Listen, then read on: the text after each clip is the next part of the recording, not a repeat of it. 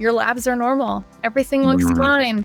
Because we as women do hear that a lot, like, oh, you're a woman, it's normal. There's just not enough research out there geared towards women. And that would be my hope, is that the woman that's listening to this hears that that's not normal and your body's trying to tell you something. And there is something we can gather from your DNA to help support you to your optimized wellness.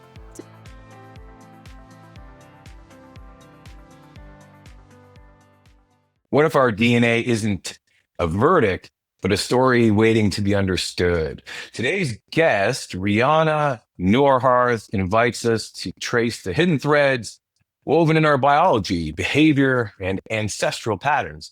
As a functional nutrition counselor, trauma-informed coach, and MTHFR specialist, she helps people read their genes not as sentences, but as these sacred texts, illuminating pathways to healing, resilience, and self-compassion. In a world quick to reduce us to lab results, Rhiannon offers a gentler wisdom that health emerges when we listen to the deeper patterns within. Join us as we explore how to understand our methylation pathways, nervous systems, and family histories, and how these can transform not just our individual health, but intergenerational well-being. This conversation is an invitation to see your body not as broken, but as beautifully and intricately whole.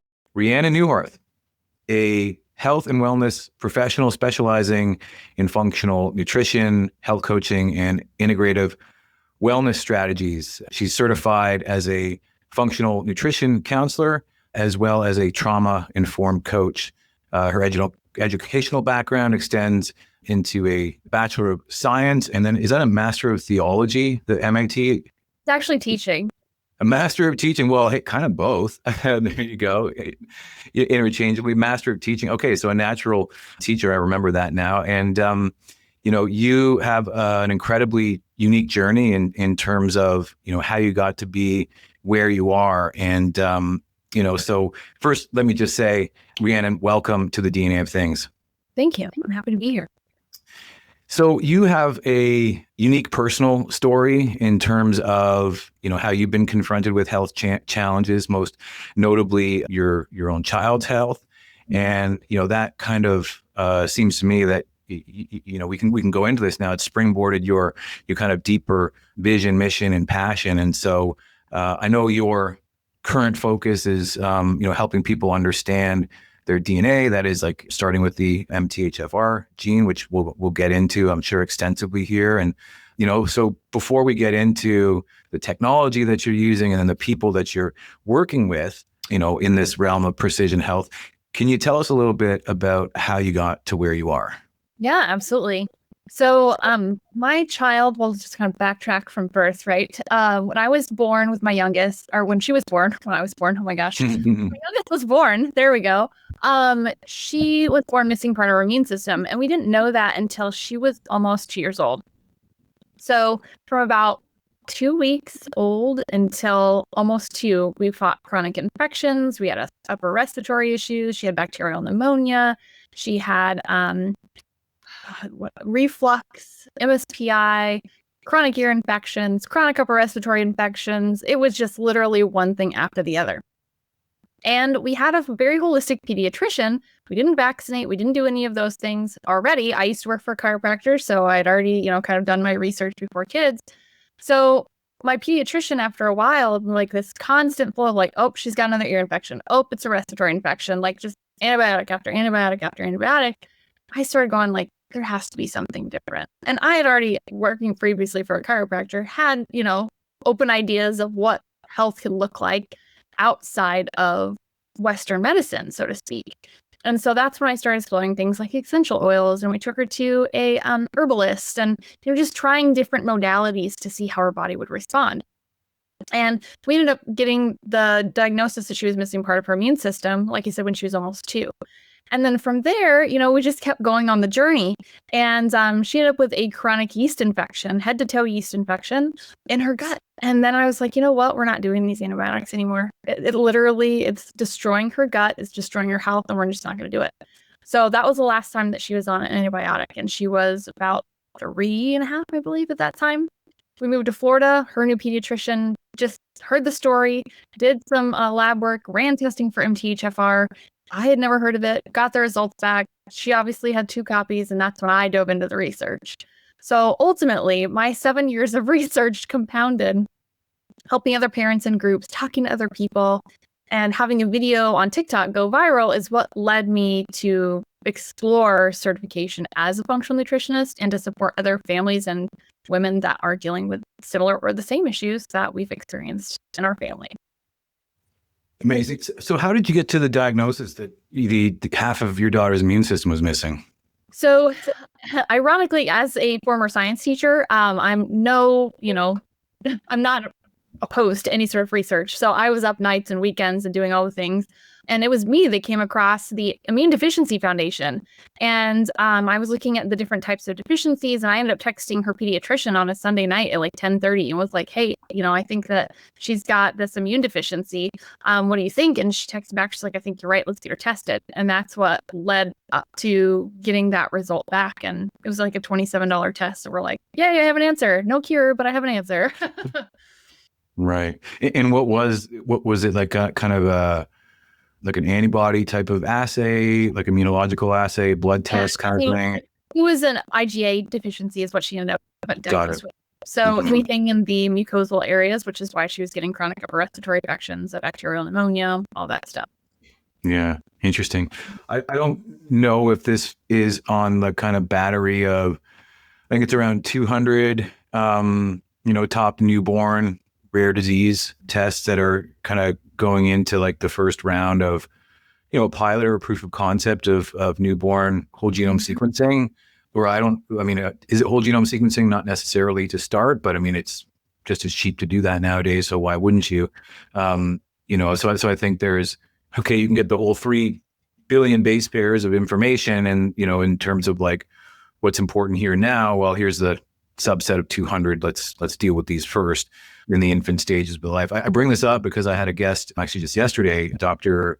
Chris McMaster. Is a Canadian professor, Canadian Institute of Health Research chair.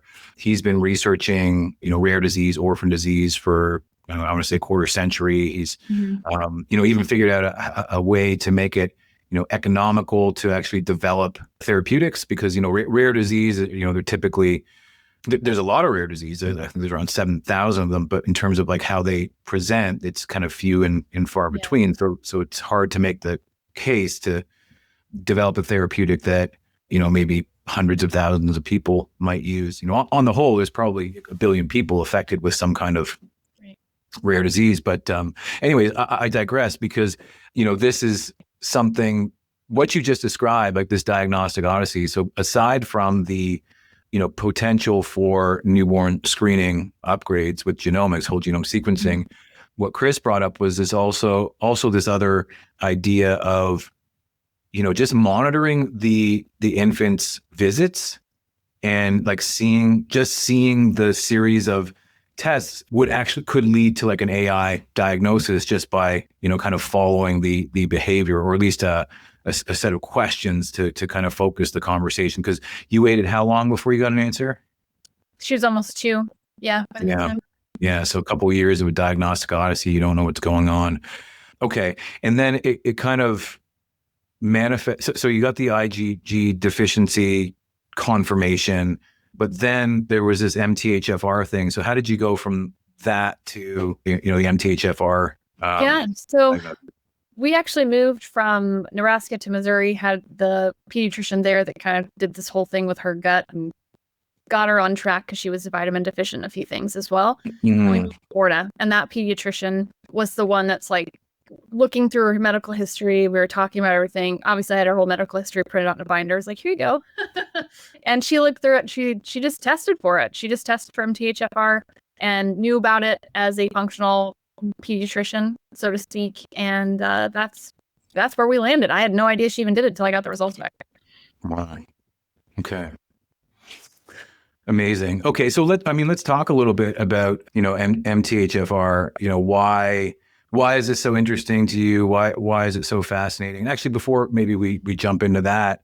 So this is something that you learned about that was helpful for your daughter. So now, are you coaching parents, or who are you coaching now as a result of your experience? So I work mostly with women at this point, doing programs with them, because as women, we're often overlooked in the healthcare system anyways. And add on top all of the stressors and hormone changes and all those things, we have a higher propensity of autoimmune issues. So that's where I focus on my time at. But I do testing for children, babies, men, anybody that wants to do testing. But as far as coaching, I work mostly with women. And I have done women and their kids before as well, kind of like a conglomerate, so they can work together. Mm-hmm. Got it. So, you're a functional medicine coach, and so, I think your tagline is like an MTHFR coach specifically. So let's start there, like with MTHFR, and why is that important, and then once we're on the other side of understanding our makeup as it relates to MTHFR, what's beyond that? So yeah, over to you. What can you tell us about the MTHFR enzyme and the things that you're seeing in your practice? Yeah, so for those that are new, the MTHFR, it stands for methylene tetrahydrofolate reductase, and as you mentioned, Jeremy, it's an enzyme. So essentially, it's going to help with the conversion of methylated things, right? Hence methylene prefix in there. So when it comes to MTHFR specifically, it's connected to methylation. And so there's hundreds of different things that are tied to methylation. So it's not just MTHFR that I look at, but that's kind of like the showstopper that people are hearing about, right? So you got MTHFR, you got MTFD1, you got MTRR, all these different ones. There's like 12 or 15 of them that support or work with or interact with in some way with methylation. And when these are impaired, they don't function properly. So that can have issues with, focus and concentration. It can have issues with, with ADHD, hormones, blood clotting, fertility. There's hundreds of things that have been shown for methylation to be tied to. And what most women that I work with have issues with is chronic fatigue, fertility, ADHD symptoms, or autism for their children. Behavioral problems and challenges is also a really big one. But fatigue, and those top three really, fatigue, ADHD, and focus, concentration, hormones are like the top ones that I get people coming with, like, nobody is helping me, nobody can tell me what's wrong with me. And I do work a lot with women that have undiagnosed histamine issues, and that's not something most people, when they go to a practitioner, is explored for some reason. And so I do get a lot of women that have either high histamine or end up having mast cell or symptoms of that, and so that way we can focus on working with those things. And usually within a few days, they start to already see a difference, especially with a histamine. So diet regulation and knowing what you can and can't eat to support your body in those times while we're working to, reintroduce, replace, heal the gut, do all of those things. It's a journey, but those are the top ones that we work with. Yeah. Mm-hmm. And, as you pointed to, it's not a simple, kind of yes, no on like a single gene. It's like, multiple genes that kind of go into the, the folate pathway. Like, MTHFR is a good clue. There's a couple of SNPs there. But then we know there's others as well, like the DHFR and MTRR, and, all of these things kind of important, obviously, for the, production of, folate, and, B12 is critical to this. So how do you kind of introduce people to the complexity of this? And, well, I mean, I guess the deeper question that I'm asking is, there's this kind of, high tech assay that, me as a molecular biologist, like, I like to kind of geek out on that stuff. But then there's also, the high touch component. So, for example, I have a daughter, and, we've looked at her gene pathways in this regard. And it does inform the foods we buy, the supplements we buy, the longer term health plan. But again, I have been blessed to be thinking about DNA and molecules for 25 years. And, my wife is a holistic nutritionist. She was motivated to get into that field because, well, her father was diagnosed with blood cancer. And, what we see when we go into the health care system, and thank goodness we have one, by the way, but, the health advocate and, the person that is, essentially plays a role in terms of like knowledge translation, implementation of the expert knowledge into into the everyday lives of people, because it's a very kind of complex thing. Plus, by the way, your cognitive faculties, just your general outlook may be depressed as a result of this. So how much are you really able to assemble this? So sorry, that's a long-winded way of me kind of speaking to some of the, call it, industry intelligence that I'm seeing, which is like a lot of these coaches with incredible mission statements, not necessarily formally trained in how to create the assay, but because of their personal experience, have this unparalleled advantage in terms of helping people really kind of with the knowledge translation. So, as you go about implementing such a program, so like walk me through this as if I was your client. So I'm tired, I'm stressed out, I'm burnt out, let's say. I'm throwing you a beach ball here, right? And so, so, it's like, I know what to do, right? But I just don't want to do it, right? And I know this isn't me. What do we do? Where do we go from here? Yeah, you mentioned anxiety is an issue there, and I do have a lot of people with anxiety, and that's tied back to a lot of factors, MTHFR, one of them as well. So when I work with a client, the very first question I ask is if they're taking a B12 supplement or any sort of folate supplement at this point. And if they are, I ask them if they've noticed if they're more anxious or more depressed on it.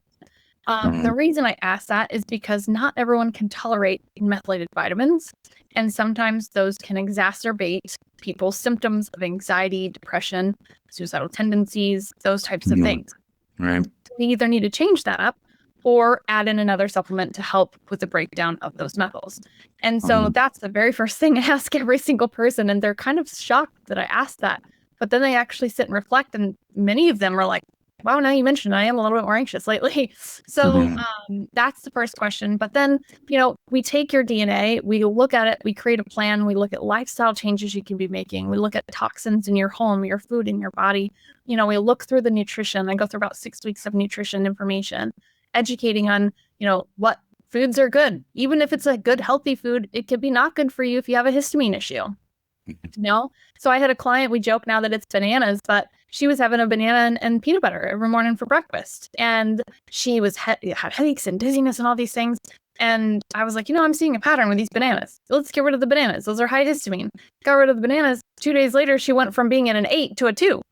And she was just like, that's bananas. That's literally crazy. So we have a little joke about that. But, getting clients in, once they've got their stuff set up, we order their DNA. Sometimes they order it first and they decide like, hey, I need your help.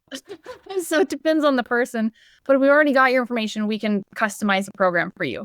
What things can you do activity-wise? Is yoga something that's recommended for stress reduction for you? Yeah, it's for everybody, right? But more so based on what I'm looking at here, this would be a good option for you to explore, or qigong, or massage, or, these types of different modalities, because different strokes for different folks, right?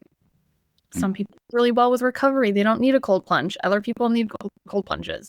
So looking at that data, we can therefore determine, what next steps we can do together over 12 weeks that's custom to you, but also have a baseline program that's going to educate you, and you can take pieces of that as you work through it. So that's like an independent study piece. And then we connect every other week.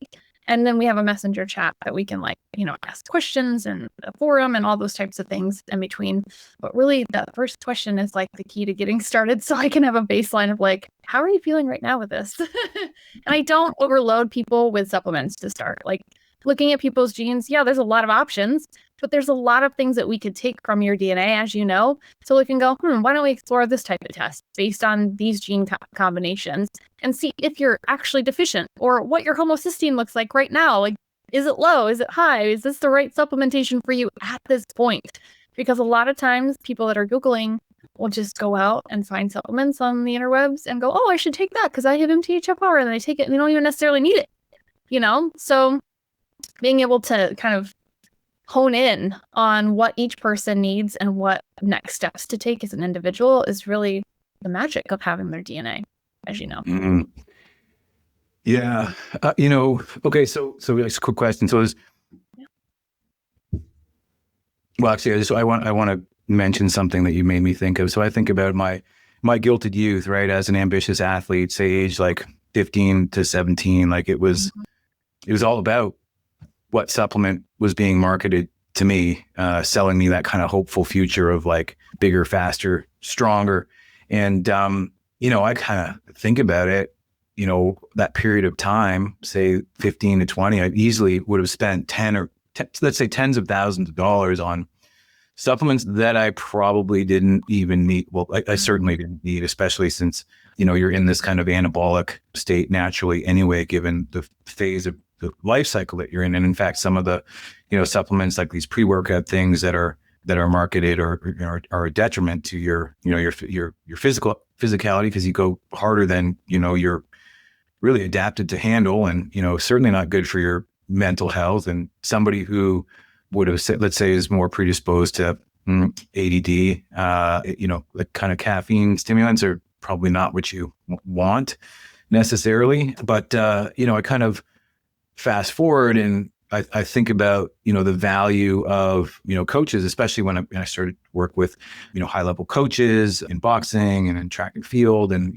that was all about precision. And so, you were very open and transparent about, all aspects of your life, because like literally the performance comes, down to a day, and you've been working, sometimes years for that single day. So, you really develop this harmony with your coach. And, I think about that.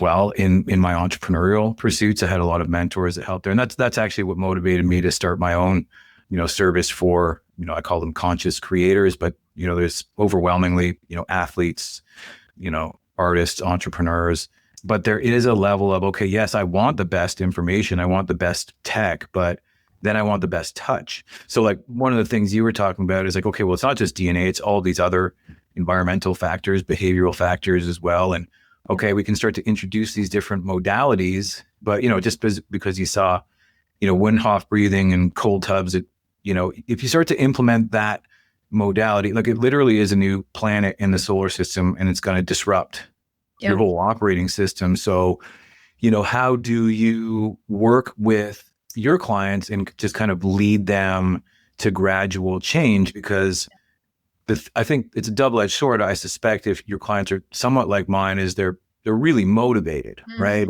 And so if that's the case, it's like maybe they want to do everything all at once, but then you don't know which variable to assign the causality to. So how do you kind of, walk your clients through a gradual program, given that they've probably been in pain for some time and they want to get there super fast? Yeah. So how I divide up my program is it's over 12 weeks and it's time released. So we'll have to kind of focus on one thing at a time, right? Like, what are we working on this week? And make that the thing of the week. Right. And in the beginning, especially like with the nutrition piece, it's like eating different foods and doing those types of things. Food journaling, that in itself, food journaling is a habit, and it takes time, and it's a pain in the for most people, right? But it's vital for me to be able to look at. So that's the one thing every single day. Like, that's what we got to work on. If that's the only thing you do for me today, is that. And then while we're either waiting for results to come back, or if those are back and we're working with change, I have to ask people's capacity. Because some people, like you mentioned, are a high achiever. They're like, I can do that. I can do that. I can do that. Other people are like, I need you up my butt every single day. And that's fine. Like, but knowing that with each individual person is essential too, because if I treated everybody the same and their DNA is different, then that would be kind of an oxymoron. So working with change is always going to come slowly. So habit stacking is something that I definitely try to work with. Small things too, like the process of a refrigerator and cleaning that out every single week with your meals, right? Like you get leftovers in there and then food gets stuffed to the back. And then, your veggies went bad because they went to the drawer to die because you forgot they were in there. Just simple new things that they can implement is essential. But having the awareness of a lot of these things so they can work through it is part of that process. So if they didn't ever think about the kitchen and the cycle that it worked with, then now it's a conscious decision like, oh, okay, how can I make this work into my week? Okay, let's talk about it. What day do you usually go shopping? Friday. Okay, so Friday, is the shopping day. So maybe Thursday, we make that the planning day. So really it's that intentionality of like how we can structure our time, be intentional with these new changes, and actually start to implement them to see results. And that goes the same with food too, right? That comes the same with like yoga or whatever type of modality. And I introduce different experts within my program so they have different options for things, because what resonates for one won't resonate for another. And so allowing people the spectrum of being like, you know what, I've got a sound therapist here, and I think that this would be beneficial because your nervous system's jacked up. You know, maybe you want to work with her. Or I've got a sound healing over here. Similar, but different. So allowing people the options to choose which one fits better for them is going to help them to be more motivated towards making those changes long term. And if it fits for them, then it's easier for us to create a new routine and a new habit with it. You know, I listened to you, and you know, on the one, well, maybe it's just me being out of touch. On the one side, you're thinking, shouldn't everybody just know those habits, right? I'll give you some context. Like I literally this morning, I was talking to, you know, my wife about food, and I mean, I'm talking about food. I'm not talking about entertainment. So what I mean by that is, if you go to the grocery store, I've come to see that it's like 80 to 90% of stuff in there. I liken it to like convenience and entertainment, and it's not food. Yeah.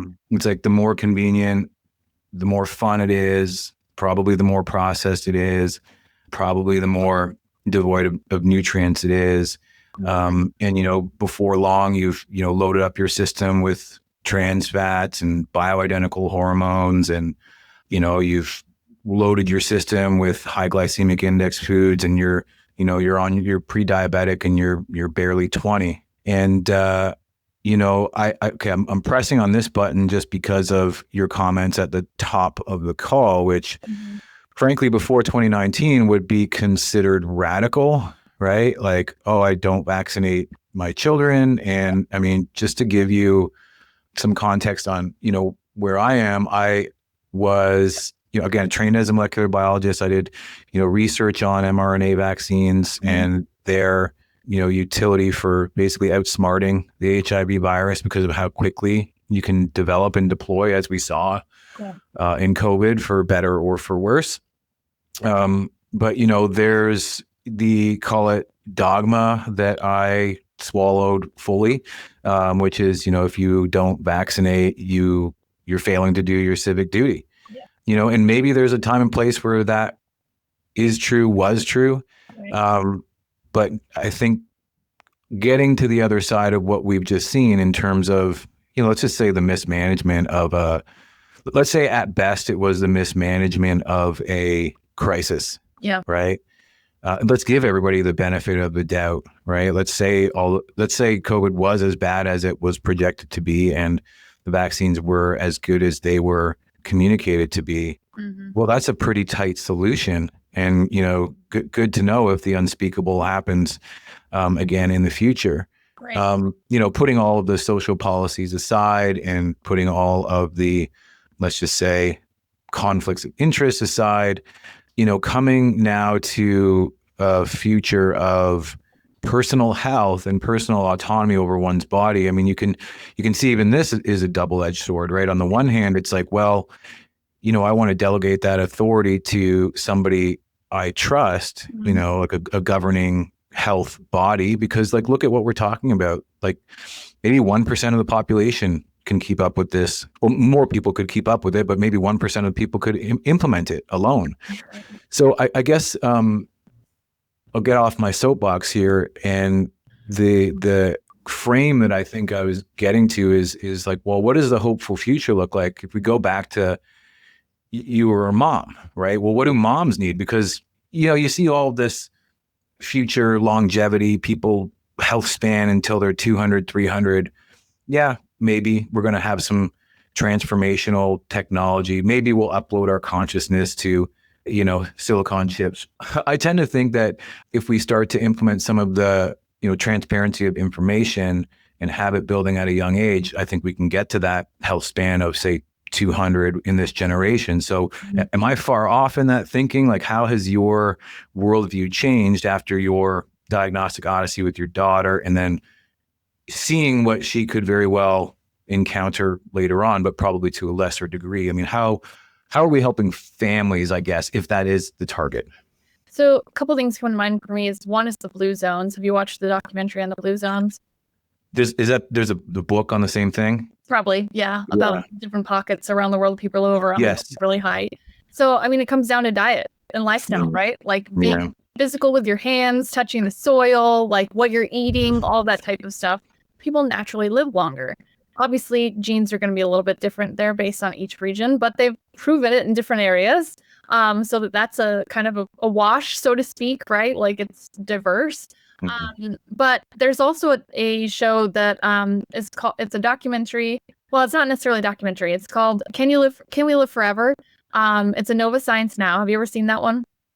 I haven't seen it. I think I know the one you're talking about. Yeah. So they talk about taking, different organs out and essentially washing all the cells off of them and making it what they call a scaffolding. And the organ itself is actually clear. And then take the next person's, cells, harvest them, stick them on the organ, put it in the incubator, stick it in the person, and there's no rejection in the body. Now this, when I was teaching anatomy and physiology, was 2010 is when that came out. You find that now 15 years later that they would actually be implementing this on a regular basis. I've yet to hear of it. So I do believe that was something that started sooner rather than later, especially like in my children's generation, that people would live longer because if organs are failing or they're, not doing well, then they can get a replacement, and it could be from anybody and not have that rejection because it's essentially their body can identify that it's theirs. Well, yeah. So I remember even before 2010, I think there was I remember them doing the proof of concept of putting human stem cells on the scaffolding of I think heart, pig cells, for example. And I think they were doing lungs as well. And the idea that, because the scaffolding is just like your, kind of collagenous protein. There's like no antibodies or no antigens on that. So it's not subject to rejection and more specifically because it's colonized with your own cells. Yeah. And now you look at the advent of like 3D printing. It's like, okay, cool. Can you 3D print the heart with collagen? They do that in the video, actually. Yeah, they did. Okay, yeah. Cells. Yeah, it's crazy. Yeah, so it's like you can kind of go into your doc now and like getting a heart transplant is like as I don't want to say minor, right? Let's say as routine as what would have been your physical beforehand, which is pretty crazy to think about. But obviously that process isn't something you want to go through. So let's just say that is something that, is available to this generation. Let's say it's like, well, how many of those do you want in a lifetime? Hopefully none. Right. Yeah. Because, you hear things like hip replacement, like generally it's like, well, there's an optimal age for that. It's like not too young because we don't want to give you 2 and not too old because we want it to last. Yeah. Well, no, sorry, not too old because we want you to be able to recover. Mm-hmm. So you're getting 1. Anyway, so yeah, it's super, sci-fi, but I mean, the balance of the high touch component, like the education component, like where's that, I guess is my kind of, it's a rhetorical question. Like, and I'm not saying we go back here, but like if you read any scripture and, particularly like, Leviticus and how to prepare food and what is kosher. Well, okay. That was kind of like a behavioral, protocol based on some of the diseases that were seen to be associated with consuming different types of food, let's say.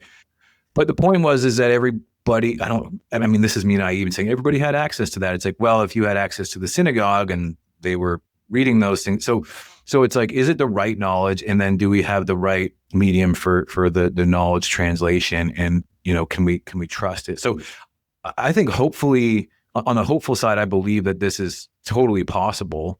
The question is, can you get information delivered to you that's unbiased truly? Yeah. Or was always searching for the answer that they're searching for. And so therefore they're on a mission to prove it or, or not.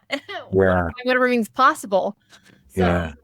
that's it's kind of a catch-22, like you said. Yeah, I guess I'm kind of thinking about like your own personal AI, right? That like knows your biology, knows your habits, and yeah. Yeah, So in the future, then, because I had somebody ask me the other day, what do you think about, having AI? And I was like, it's a great tool, but it's not perfect.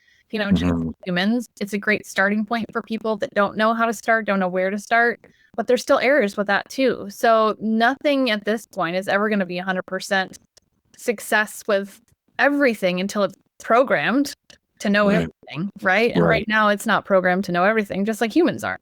right.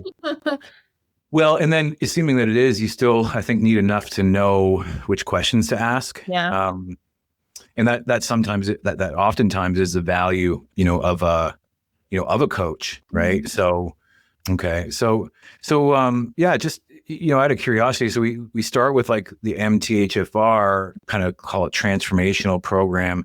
Do you then kind of like branch out to other areas, or do you just kind of keep it, part and parcel to that kind of area of expertise? That's a great question. So, I focus on MTHFR, but as I tell everybody, it's a piece of the puzzle. It's not the Yeah, whole puzzle. right. So we do explore other genes, of course. I test for 165 specific genes Mhm, at this time, and then we look at things like COMT, we look at PEMT, like different variety of things, especially for women with hormones and COMT, like if it's fast or slow, or we need to know those things and what they're doing, so we can look mhm, at maybe, do you need a Dutch test? Do we need to see how your hormones are fluctuating and how that gene is playing a part in it right now? So it just mhm, really gives a lot of people that are like, oh, I just heard about MTHFR and I've got ADHD or I've got anxiety. Just give them a starting point, and then we kind of launch from there. So people understand, like, hey, I know what you're talking about. I know what you're dealing with. I know what you're going through. But now we've got some other pieces of the puzzle we need to integrate and get a broader picture. So it's like zooming out to zoom back in. right, Yeah. right. Well, and that's quite a skill, right? And I think as you've alluded to, coaches are it's an art form, and I know even if I look into things like I wouldn't call it, a medical geneticist a coach, although there is the counseling, obviously, Right. genetic counselor, but they're in short supply. Again, one of my research guests that I was talking to last week, even talking about like bioinformaticians are in short supply because it's pretty easy to sequence the genome and pretty cost effective now. But how are you doing the effective analysis? But so okay, there's still technical gaps potentially in how we're always moving the research forward and disseminating it in ways that people can understand it. But Right. then on the human side, on the coaching side, there's a need for more coaches, and I think some have heard the call. And so, what do you say to those coaches who are entering into the space? Because you made a pretty bold move. You had an established career, you had a family, but you're like, no, I'm going to go all in on this coaching. So what advice would you give to coaches who are would-be coaches who are thinking about this, coaches who are earlier in their career, any kind of secrets that you could bestow onto them? I think really finding something you're super passionate about is important, right? Like, I came into this because of my kids and because I was passionate about helping other people. And as a former teacher, that's kind of what I did anyways. I have a wide variety of background, from working in a genetics lab myself to, doing all sorts of different things and teaching anatomy and physiology. So having a little bit of experience in a lot of areas helps me transition a little bit easier, I would say, than most people just kind of going like, oh, hey, I just want to go be a health coach, right? But if somebody's Right. passionate about losing weight and they want to go be a health coach, awesome. If they've lost weight themselves, that's generally what's going to motivate them to go do that thing. What I've found from my experience of other coaches is most coaches have their own personal experience with whatever they're going into, and that's what makes them excited about it. So make sure you're super excited about it. Not always, but that's generally what I have found is in my experience of working with other coaches, that they have that experience themselves. And I, having lost over 75 pounds myself previously, I thought about going and helping other people lose weight too. So like when people come to me frustrated that they're not losing weight, I'm like, I get it. Like, I've been there. I totally understand. But now I can see the other side with your genes, and let's kind of look at that and explore that as an option of why that could be happening too. So my advice would just be find something you're super, super passionate about and just go all in, because people work with passionate people. They don't want to work with a piece of cardboard. So the more excited you are to help people and to serve and to show up, the more excited your clients are going to be to show up to your appointments, and the more you're going to get referrals and your business is going to grow. Yeah, amazing. I like that comment that you made in terms of I think what you said without saying was being the power of being a generalist, right? So having a breadth of knowledge, and I think that's kind of your continuous and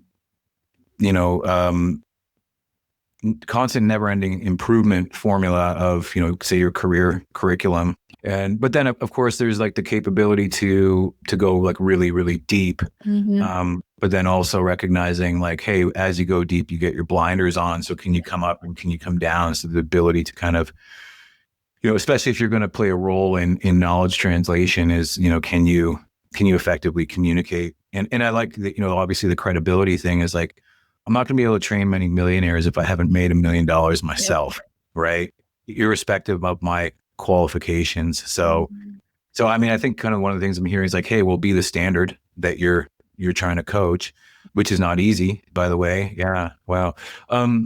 Okay. Well, you know what? Rhiannon, one of the things that we talked about just kind of ahead of the call was we're going to visit, 3 questions at the end. And this was kind of a segue into that. And, so the 3 questions were, number 1, if this was your last podcast, what would you say?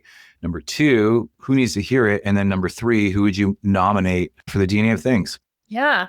So if this was my last podcast I ever produced, I would just encourage people to go and get their genes tested if they've not done that already. I don't care if you have a brand new baby or if you're 95 years old.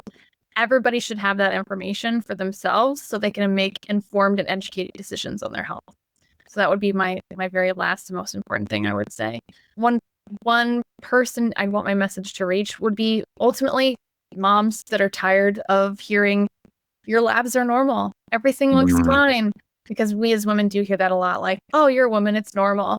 There's just not enough research out there geared towards women. And that would be my hope, is that the woman that's listening to this hears that that's not normal and your body's trying to tell you something. And there is something we can gather from your DNA to help support you to your optimized wellness.